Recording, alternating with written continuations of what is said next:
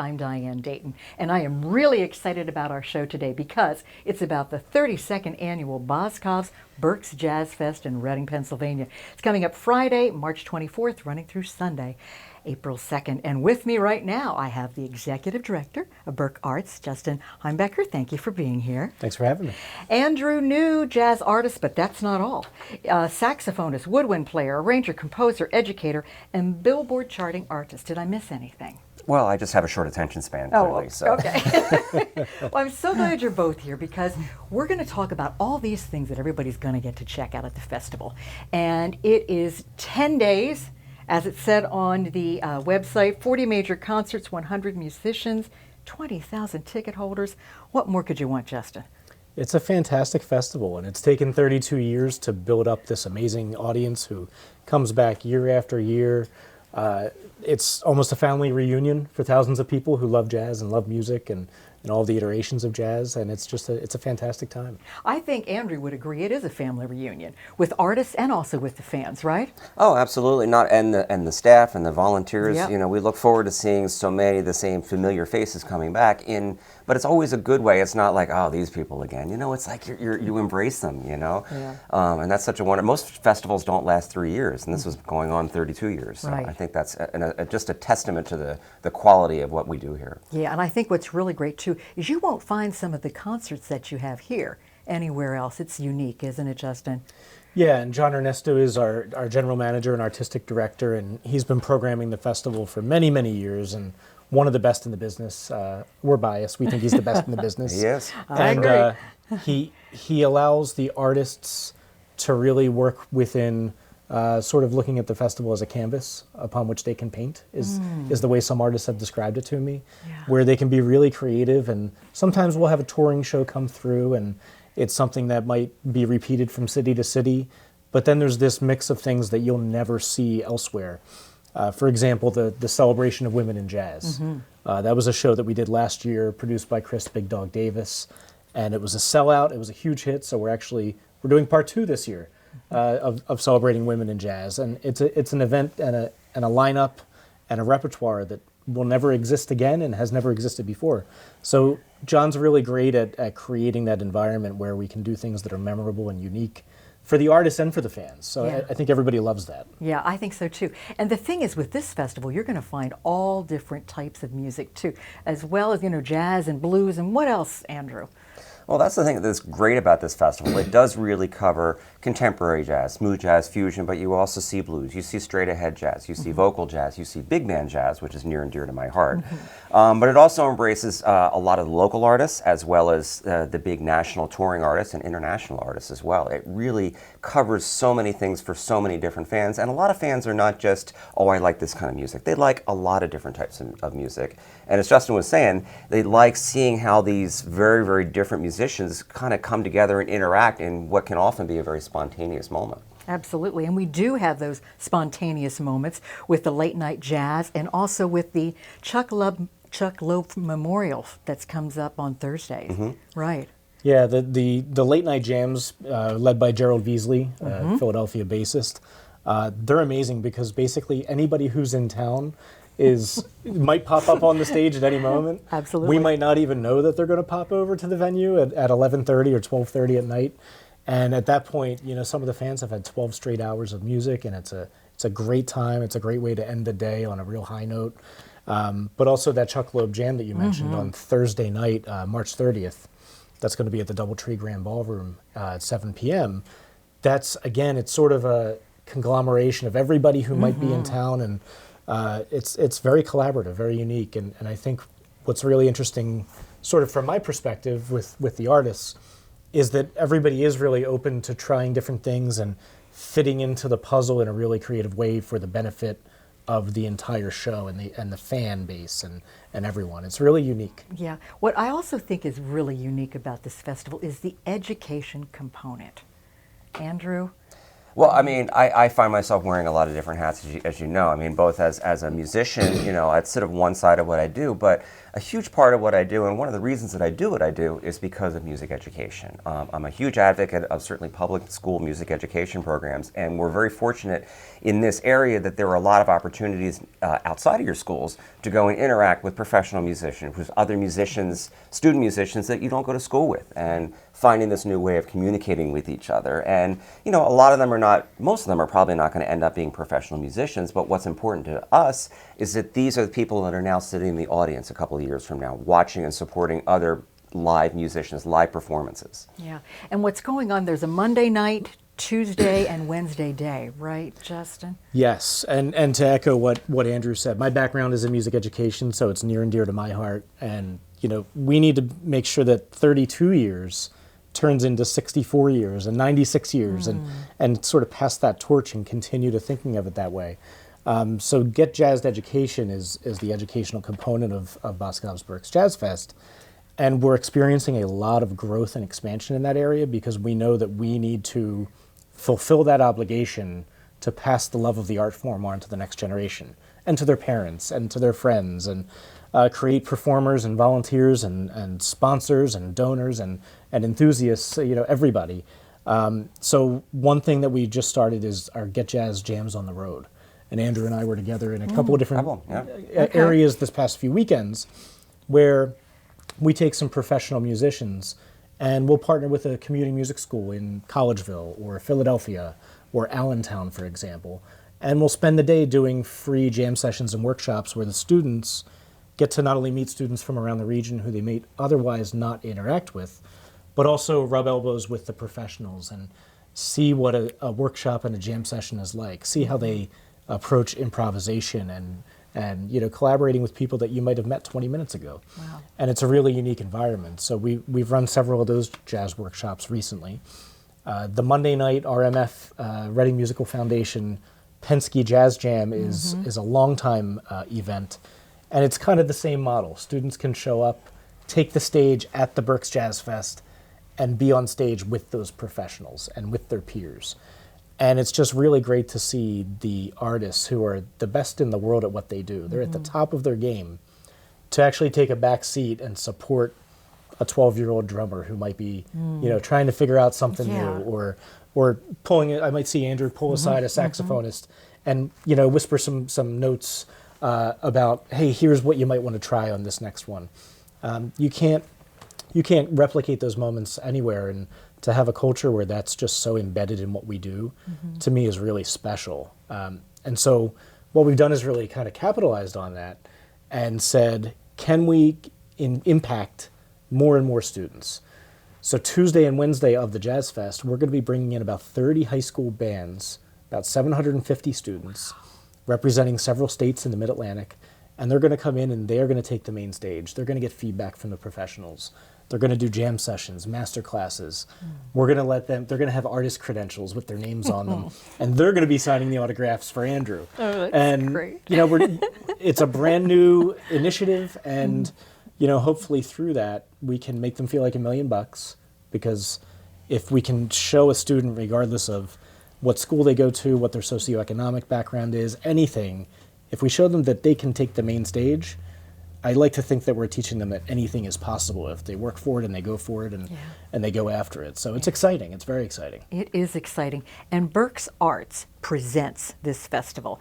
And I think it's interesting, too, with the mission to inspire, engage, and unite community through arts. That's education, collaboration, and presentation, right? That's exactly right. Berks Arts is involved in a number of programs in music, in visual art. We commission murals. We highlight student public art all over Berks and Schuylkill and Lancaster counties. We run the educational programming. We run the Reading Blues Fest. We do free concerts in the city. We do a re-granting program through Pennsylvania Council on the Arts, where we provide funding to smaller arts nonprofits and creative entrepreneurs as startup businesses. So anything in the arts, we view that as the vehicle by which we can affect change in our community. That's huge. And speaking of art of jazz. Yes. Yeah, tell us about that. Love the art of jazz. That is the visual component of Berks Jazz Fest. And you can see over the years, as this 800-pound gorilla gets even bigger, it develops all these tentacles. So about 15 years ago, somebody said, why don't we have a visual component of the Jazz Fest? And so artists from all over the region, any age, any background, don't need to be professional. They can enter their submissions of any art medium at all inspired by music and specifically jazz.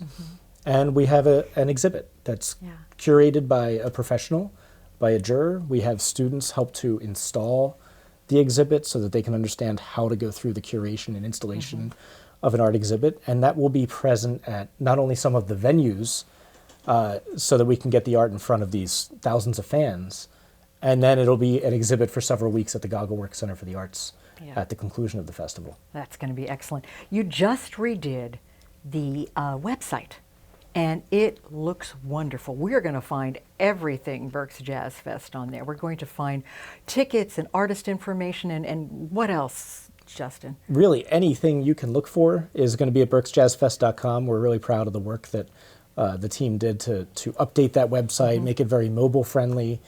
We have our own new ticketing platform this year, which is really exciting, a big change for us. And specifically, I would highlight the local event partners. So in addition to the 40 major concerts that we have in these big venues, we have dozens and dozens of clubs and restaurants and bars and you name it, who are also putting on events. And you know, our goal is to support those local businesses with all of these thousands of visitors that we have, and maybe drive some business their way and provide great experiences while people are visiting Berks County. So it's a great collaboration of the community. It is a great collaboration, and we have a wonderful list of concerts that are coming up. So you got to stay tuned right after this, and we'll tell you about it.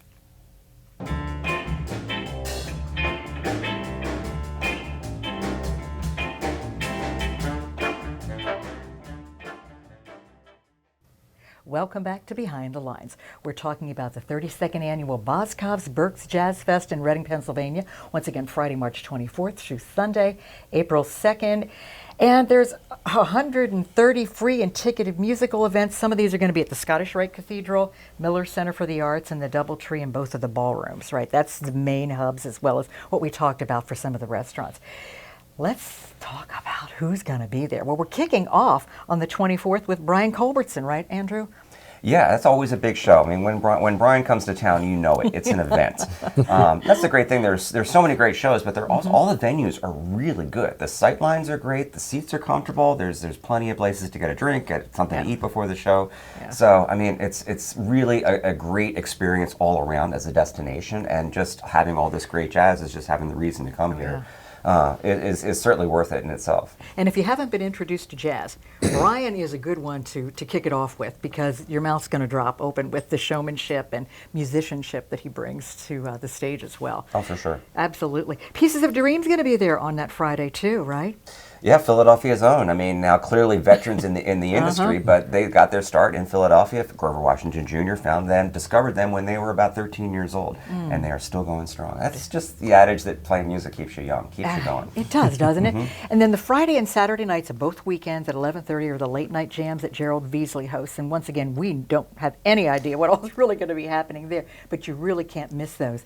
There's some great shows that are earlier in the day too. Like on Saturday, Gerald Albright's going to be there with Larry Carlton and Paul Brown. Yeah, and Gerald Albright recently nominated for a Grammy. Well deserved. Well deserved. Yes, absolutely. And you know, that 1 o'clock Saturday show, we found is always a really interesting time for even some younger audience members to join us because of the earlier time. Whereas, you know, there are shows later in the evening as well, but should be an amazing performance. Yeah, exactly. Now, the artists as well as the attendees not only come from this country, but they also come internationally. Like Ole Silk is going to be there. Coming in from London? Yeah, coming from London on Saturday, and he really brings some energy too. Oh yeah, and who's he playing with? Remind me. Doc Martin, Philip Doc Martin. Oh yeah, that's going to be a great show. Yep. Yeah, no, absolutely. Yeah. Yeah, and it's really amazing the fact that they, you know, jazz musicians were so passionate about what we do. We are not afraid to get on a plane and go and perform.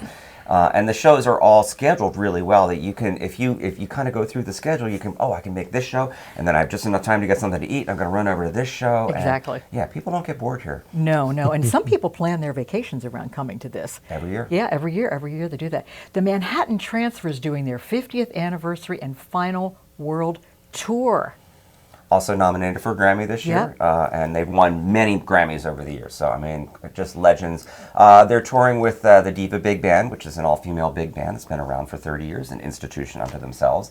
So it's going to be an amazing show Saturday night, and that's actually right before my show the next day. We segue that in right over there. Yes, this is going to be good. Stanley Clark's going to be.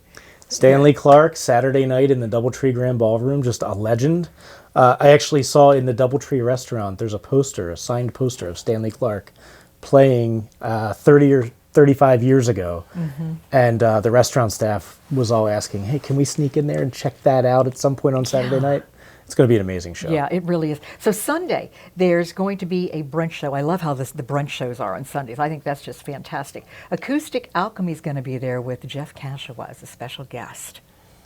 Jeff is a real serious musician. I mean, you know, and anytime he's included with a performance, you know it's going to be great. I mean, he's just a consummate musician and a lovely guy, too. Yeah, he really is. So that's at 10:30, and then we're going into...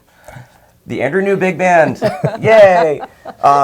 You know, as hopefully many of you know, I mean, I wear a lot of different hats, and my first and earliest passion and introduction to playing jazz was playing in big bands. I love the music of big bands. I love the camaraderie. So we're very fortunate to be able to have Aubrey Logan, who was with us for when we had the All-Star Big Band a couple of years ago. So she's doing the show with us on trombone and vocals. Ilya Serov is joining us at the Berks Jazz Fest for the very first time. He's an incredible vocalist and trumpet player. And we also have on the Hammond B3, Bobby Lyle. Wow. Wow, that's going to be an exciting It will be an event, yeah. And it's at the Miller Center, which is another great venue, and we're super excited about that because I feel like we're all kind of bringing, you know, our own little style to it, but at the same time, all coming together, you know, with the big man backing us up, which I think is going to be really cool to see all these different artists and how they kind of approach that type of performance. Yeah. Boy, that evening at 6 p.m., it's going to be magical at the Scottish Rite. Chris Bodie. Wrapping up weekend number 1, I think concert number 20 of the weekend or something. Yeah. Chris Bodie, one of the premier trumpet players in the world. Absolutely. As far as jazz trumpeting goes. And he was here as the opening act 2 years ago. And just absolutely everybody left that concert saying, I've never been to a trumpet performance like that. Yeah. And so we just can't wait to send everybody who's leaving at the end of weekend number 1, send them home with that as their farewell, right after Andrew's amazing concert. Yeah, just enough time. Go to my show. Yeah. You got an hour. That's right. There you go. You can sneak over to Chris and then hit the road for the weekend if that's your plan. And so it should be magical. And then we talked about how the educational component is in the beginning of the week. And then we come back for the Chuck Loeb Memorial All-Star Jam on Thursday at 7 p.m. And there's just, you know, a list of all-stars that are going to be there for that. And I know there's a certain framework that's followed, but other than that, it's anything goes. It's a little more organized than the Midnight Jams. And not to say that the Midnight Jams are well, no, they are kind of disorganized, but that's the charm of it. That's right. By design. And actually, you know, Gerald Beasley is really amazing at corralling musicians, which is like herding kittens, you know, especially at midnight, you know, after they might have stopped by at the bar on the way to the jam. But Gerald is great at putting all those musicians together and making it cohesive. Now, the Thursday night jam, it's a little bit more of an organized thing, but at the same time, it's basically like, oh, you want to play Night in Tunisia? Yeah, that'd be cool. You know, it's like you maybe have a little bit of a chat ahead of time, but great musicians can come together and do things on the fly like that, and you have this moment of like, let's play and see what happens. And that's what's exciting for the audience, because just you don't know what's going to happen. No, but you don't. Professional musicians are able to make something happen. And that's Never what you to want be see. repeated. That's why you want to be there in that moment. Yeah. Well, on Friday, R&R, Rick Braun, Richard Elliott, and special guest Peter White. And again, this is one of the crowd favorites. We had a similar concert a couple of years ago, and again, it's backed by popular demand. Sometimes you see these familiar names and the fans just can't get enough of it. And so Rick Braun, an Allentown native, local guy. Yep. Richard Elliott coming in on saxophone as well, and of course Peter White on guitar. It's just it's an incredible performance, and people can't wait to kick off weekend number 2 Friday night with that kind of a show. That's right. And then a little bit later at 9:30, we have Eric Darius. He's coming in with Eric Roberson and Avery Sunshine. Right? There's going to be a little energy on that. Yeah. As he jumps in the air. Oh, yeah. And he does. Yeah. It's a great show. And then on Saturday, we're coming in with the show we just teased a little bit about. And this is also Chris Big Dog Davis celebrating the women in jazz. Yes. Regina Bell, Avery Sunshine, Mesa. I don't want to leave anyone out, but it's just a lineup of all-star women. Yeah. And they're just going to take a couple hours and just throw down some amazing tunes, vocals, instrumentals. Karen Briggs Oh, yeah, will absolutely. be in town. Kayla Waters, right? Yes. Yep. Last year it was just, it was star-studded. And it was a sellout show, and we expect the same this year, and it's just a great event. Yeah. So on Saturday also we have Eric Marienthal is coming in. He's got a lot going on with that, doesn't he? Eric's bringing some friends too. He does. Well, Mindy's going to be here along with Mindy Abair, Keiko Matsui, Randy Brecker. I mean, it's a list once again of, who's who. Vincent Ingala. Victor Wooten going to be in. He hasn't been here for a little while the yet. Wooten brothers, I think, yeah. Yep. Yep, they'll be down at the Miller Center on Saturday evening, Yeah. April 1st. And Mindy actually, she and her husband actually have a private wine label. We just added a happy hour wine tasting on Friday afternoon, the 31st, at the Doubletree. I remember last year. Yes, it's good wine and it's good music and it's good company. Well, if you remember, you didn't have enough. That's great. I'm so glad to hear that. That's going to be a part of it too. Yes. So we also have the Hot Club of Reading, Tommy Castro. So we're talking about some different genres of music as well. Then Adam Hawley's going to be here with his West Coast Groove.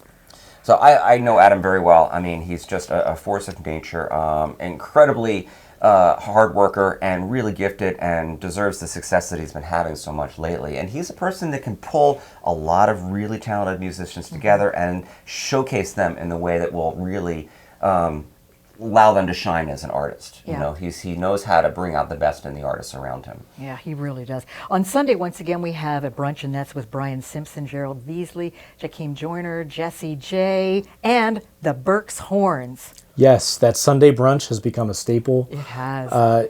The lines are out the door at 9 in the morning, so people can make sure that they get an amazing brunch provided by the Doubletree, one of the best hotels in the country. Yeah. And they get a great show along with their meal, and that takes us to the last two concerts of the festival. And Samara Joy, what a coup.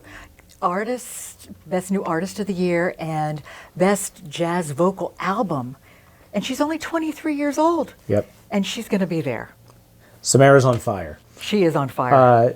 A couple of months ago, you might talk to somebody about Samara, and they may know her if they're really plugged in.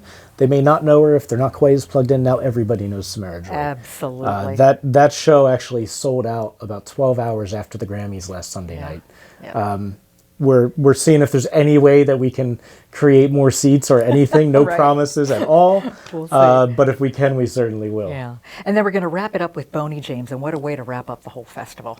I mean, Boney, it just says it all. He is just iconic with this absolutely. genre. Yep. Yeah, I mean, and he actually supersedes the genre too. I mean, when you see Boney perform somewhere, chances are he's playing in venues and audiences that are much larger than the traditional smooth jazz audience, just the way Chris Bodie does, Yeah. because they've really kind of just gone way beyond the genre itself. I mean, Boney is just really embraced by R&B lovers and just that quiet storm kind of vibe that he brings to his shows, and he's always brings an amazing show. Yeah. The can't reason beat why that. people stay in the business as long as they do and they're successful is because they're really good at what they do. Absolutely. So we need to go to berksjazzfest.com to get your tickets. And there's also Brunch Bunch. If you are a ticket holder, you get to have brunch with the artists. Yeah, so this is something we kind of started last year just to have some fun. Again, this is a family reunion. We have so many people who come year after year. And we thought, where are there a few hours in the schedule where we could get some people together and give them a really cool experience, a unique experience that money can't buy. Right. And so we created the Brunch Bunch. Yeah. And that is every Friday, Diane is kind enough to pull a winner of any ticket holders for the Berks Jazz Fest as of that week. So if you buy your tickets by Thursday at 11:59, you're eligible.